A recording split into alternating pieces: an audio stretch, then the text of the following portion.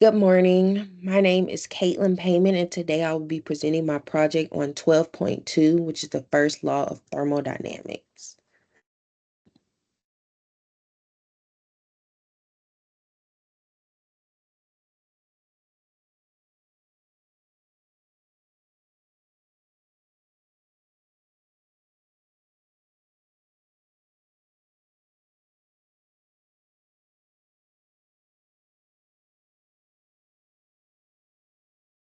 Sure. How do I?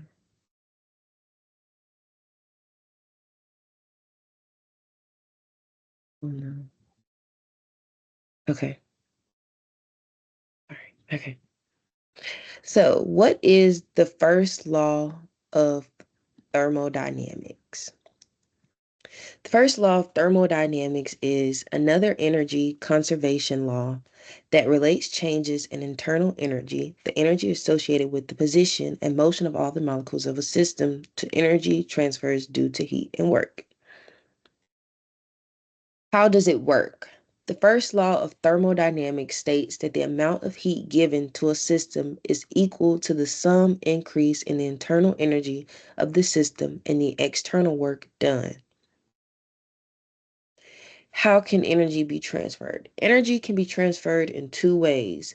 The first way is by doing work, which requires a macroscopic displacement of an object through the application of force.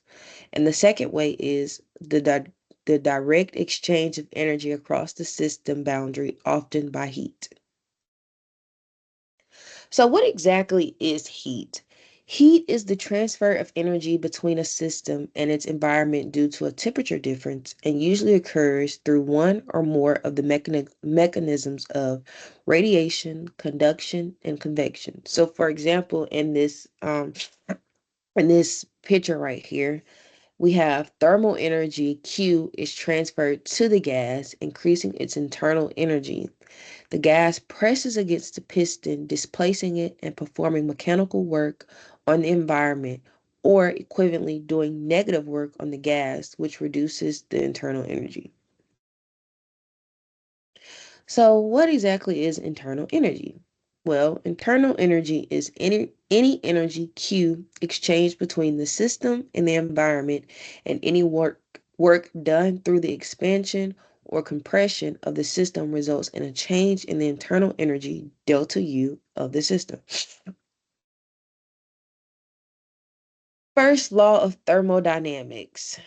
If a system undergoes a change from an initial state to a final state, then the change in the internal energy delta U is given by delta U equals U final minus U initial equals Q plus W. And this shows Q is the energy exchanged between the system and the environment, and W is the work done on the system. So, when is Q positive and negative? Q is positive when energy is transferred into the system, and it's negative when energy is removed from the system. So, in this graph, we're showing where heat enters the gas. That would make Q positive because energy is being transferred into the gas. When the heat exits the gas, the Q is negative because the energy is being removed. So these are just some certain formulas. So internal energy of an ideal gas is U equals 3 over 2 times nRT. And the change in the internal energy delta U for such a gas is given by delta U equals 3 over 2 times nRT. The molar specific heat at constant volume of a monatomic ideal gas CV is defined by CV equals 3 over 2 times R. And then change in internal energy of an ideal gas can then be written as delta U equals little n times big CV times delta T.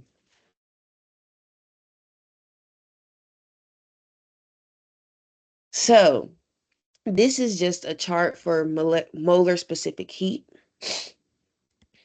So let's do some practice problems. So heating a gas. An ideal gas absorbs 5 times 10 to the third joules of energy while doing 2 times 10 to the third joules of work on the environment during a constant pressure process. So part A, we're going to compute the change in the internal energy of the gas. And to do this, we use the formula delta U equals Q plus W, and we just plug in the numbers.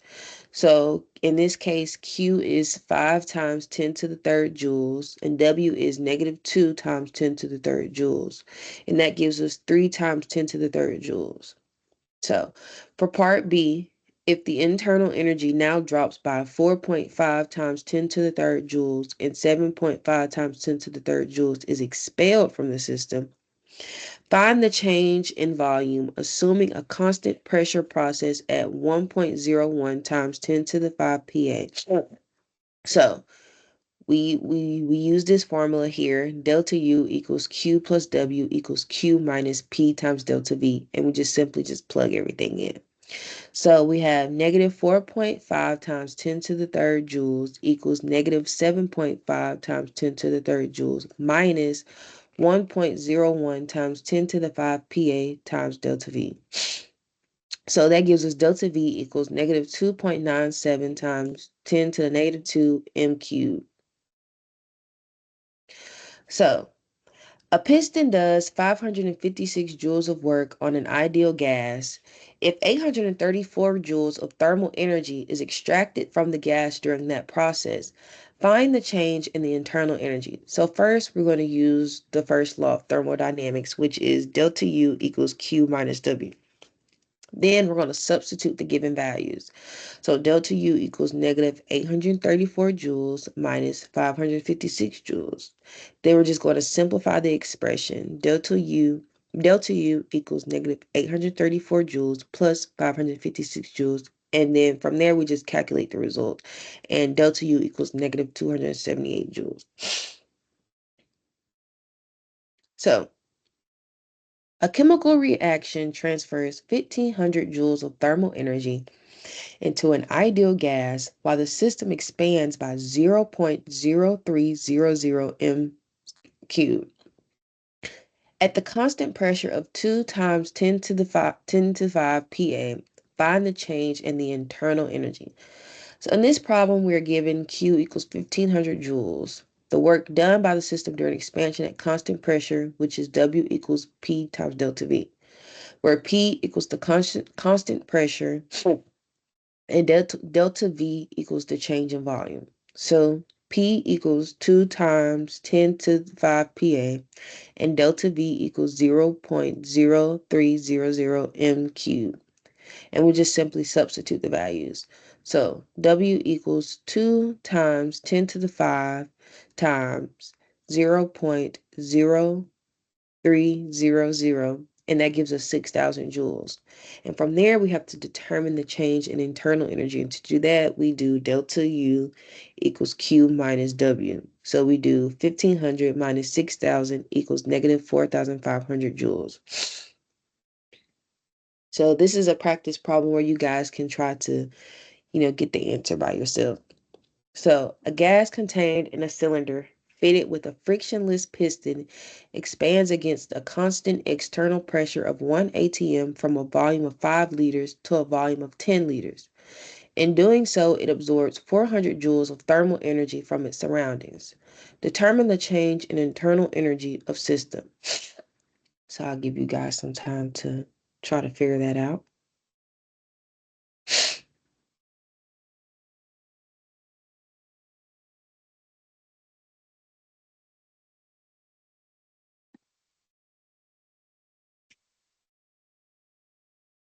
Should have been hit the X.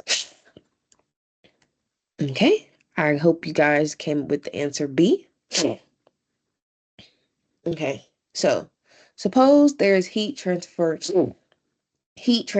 40 joules to a system while the system does 10 joules of work.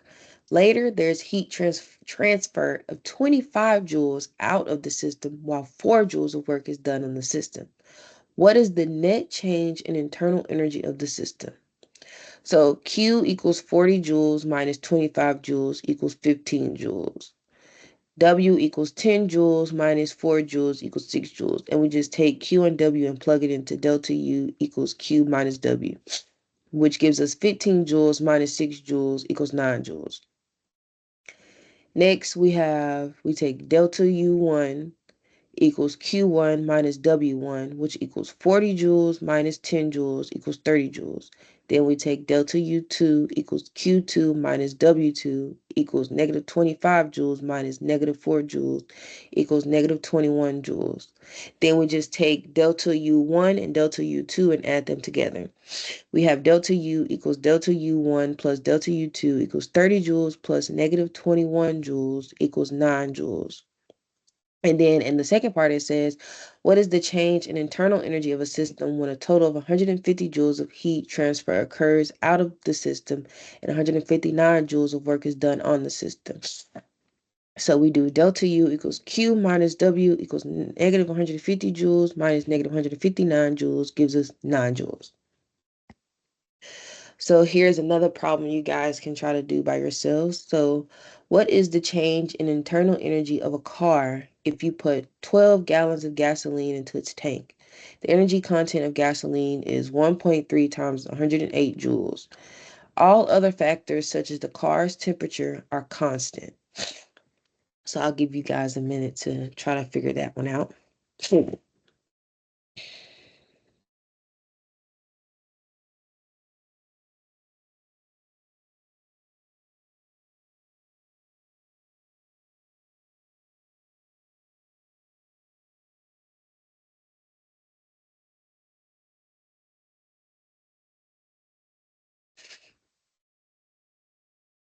All right.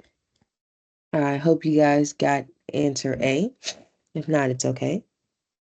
So a system does 1.8 times 108 joules of work, while 7.5 times 108 joules of heat transfer occurs to the environment. What is the change in internal energy of the system, assuming no other changes, such as in temperature or by the addition of fuel? So I'll let you guys try to work that one out as well. See if you guys can get the answer.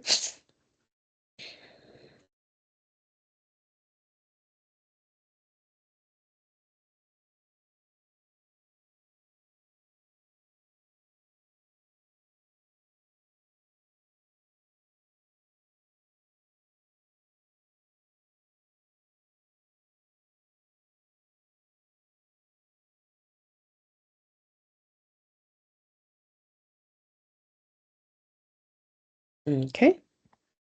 Hope you guys got answer A. And thank you guys for watching my presentation. I hope you guys learned something.